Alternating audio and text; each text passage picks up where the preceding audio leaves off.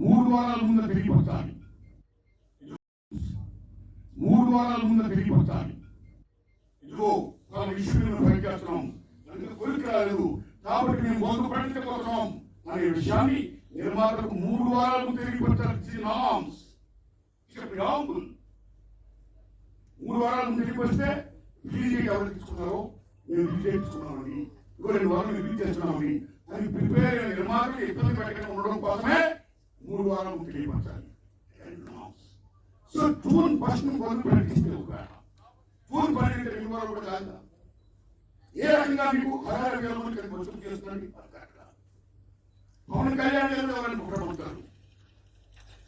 తెలుగు సంస్కృత పరిశ్రమలో విశ్వవిఖ్యాత స్వరూపం ఎన్టీ రామారావు గారు భారతదేశంలో ఎన్టీఆర్ తెలుగు జాతిని ఖ్యాతిని చేసిన మహనీయుడు.